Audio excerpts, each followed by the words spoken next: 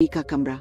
श्री जब जानी पहचानी आवाज को सुनकर सामने देखती है तो वो बहुत शॉक्ड हो जाती है और उसके मुंह से खुद ब खुद निकल जाता है, तुम? श्री अपने सामने अभय को देखकर गुस्से से बिस्तर से खड़ी होती है और उससे गुस्से से कहती है, तुम्हारी हिम्मत कैसे हुई यहां आने की? श्री कहते कहते रुक जाती है और कुछ सोचकर उससे हैरानी से कहती है, 1 मिनट, मतलब तुम वो लड़ी DDH के हो जिसके साथ मेरी शादी तय हुई थी? मेरी माँ की बचपन की दोस्त तुम्हारी माँ है और उनके बेटे तुम, मेरी शादी तुमसे? नहीं, मैं तुम जैसे घटिया इंसान से शादी कभी नहीं करूंगी। मैं अभी जाती हूँ और अपनी माँ और तुम्हारी माँ दोनों को तुम्हारी असलियत बताती हूँ। मुझे पूरा यकीन है कि तुम्हारी सच्चाई जानने के बाद वो खुद इस रिश्ते को ना कह देंगे। ये कहकर श्री कमरे से बाहर जाने लगती है, पर इससे पहले श्री कमरे से बाहर जा पाती, अभय उसका हाथ पकड़कर उसे दोबारा बिस्तर पर धकेल देता है।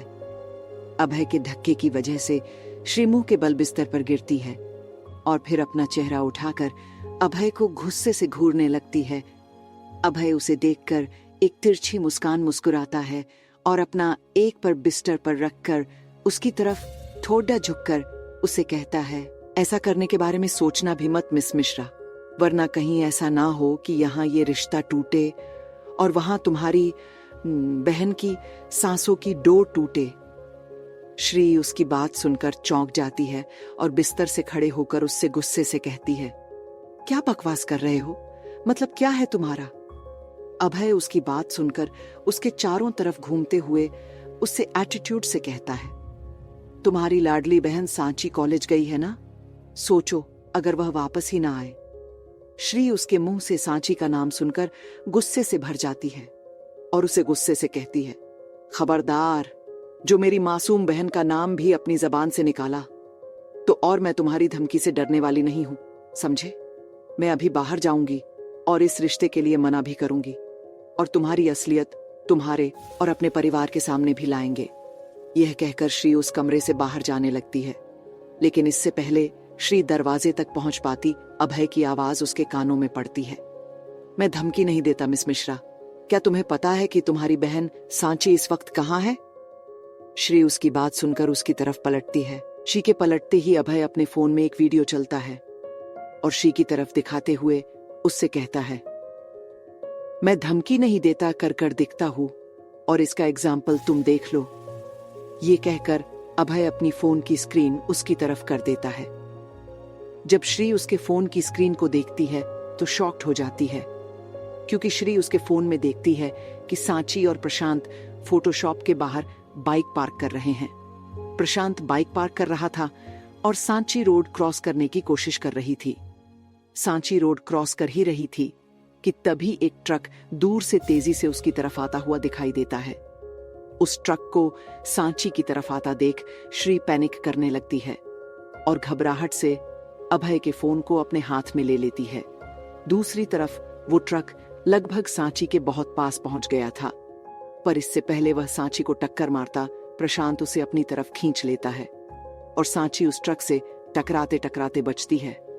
प्रशांत उसे अपनी तरफ खींचकर उसे डांटते हुए उससे कहता है, पागल हो गई है क्या? अभी तेरा एक्सीडेंट हो जाता तो कुछ देर इंतजार नहीं कर सकती हो? मैं आ रहा था ना। ये कहकर प्रशांत सांची का हाथ पकड़ता है और उसे बचते बचाते हुए रोड क्रॉस कराकर फोटोकॉपी की शॉप के अंदर चले जाते हैं।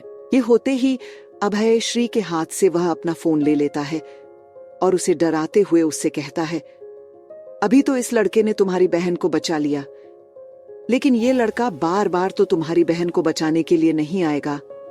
अगर तुम अपनी बहन को बचाना चाहती हो तो चुपचाप इस शादी के लिए हाँ कह दो, और अगर बाहर जाकर तुमने इस रिश्ते के लिए मना किया या कोई भी ड्रामा किया तो तुम दोबारा अपनी बहन को देख नहीं पाओगी। तो फैसला तुम्हारे हाथ में है कि तुम्हें अपनी जिंदगी को बर्बाद होने से बचाना है या अपनी अपनी बहन की जिंदगी को खत्म होने से बचाना है। श्री जब उसकी बात सुनती है तो उसकी आंखों से आंसू बहने लगते हैं और वह डरते हुए उससे कहती है, नहीं नहीं, प्लीज मेरी बहन को कुछ मत करो, तुम जैसा कहोगे मैं वैसा ही करूंगी, प्लीज मेरी सांचू को कुछ मत करना। ये कहते हुए श्री अपने हाथ जोड़ते हुए जमीन पर रोते हुए बैठ जाती है और जोर जोर से रोने लगती है।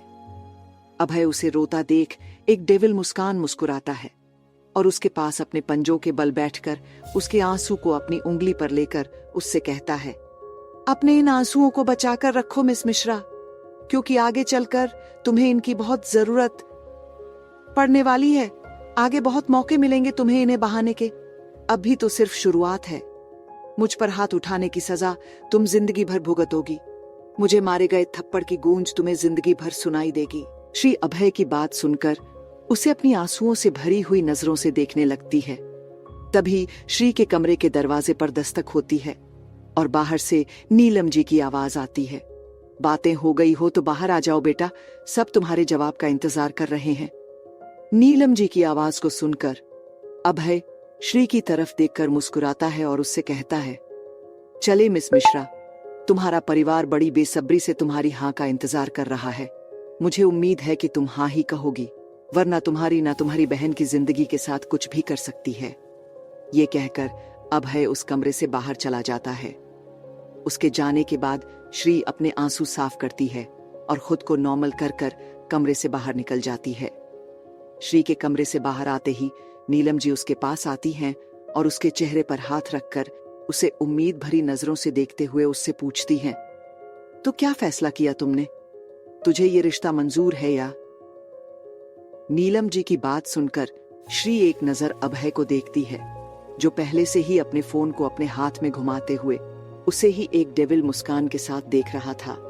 श्री एक नजर उसकी मुस्कान को देखकर अपनी माँ की तरफ देखती है और अपनी नजरें झुकाकर उनसे कहती है, मुझे ये रिश्ता मंजूर है, मैं इस शादी के लिए तैयार हूं।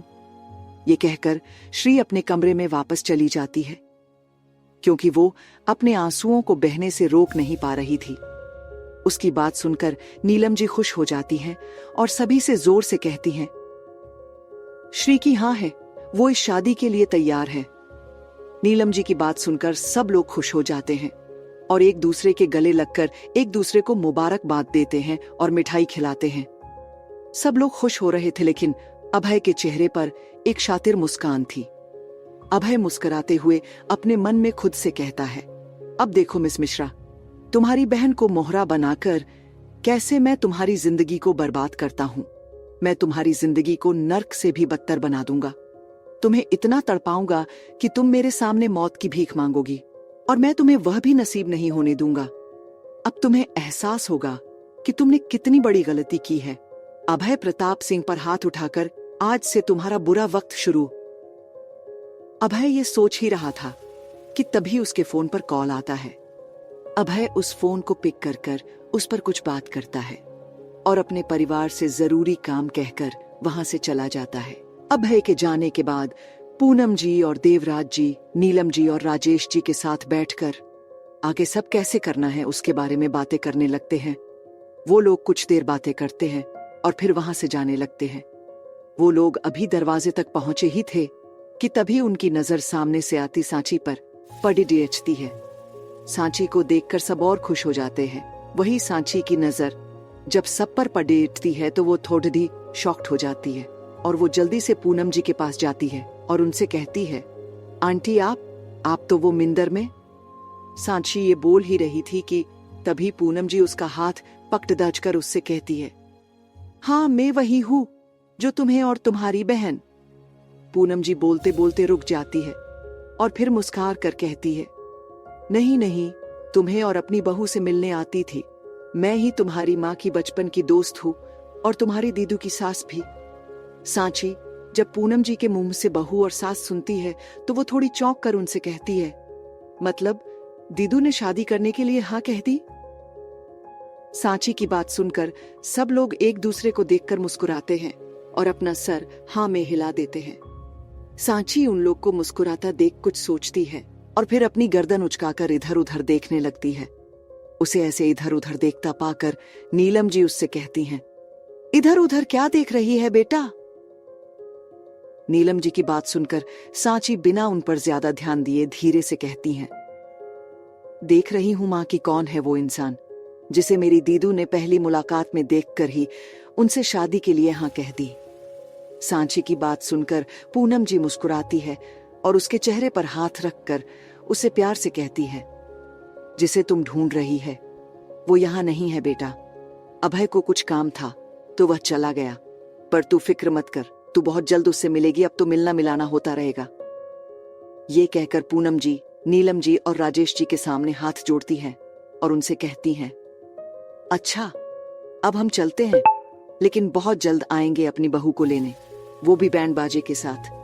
ये कहकर पूनम जी और देवराज जी सांची के सर पर प्यार से हाथ फेरकर वहां से चले जाते हैं। उनके जाते ही सांची नीलम जी से पूछती है, माँ दीदू कहाँ है? सांची की बात सुनकर नीलम जी उसे श्री के कमरे की तरफ इशारा कर देती हैं। नीलम जी का इशारा पाकर सांची जल्दी से श्री के कमरे की तरफ चली जाती है।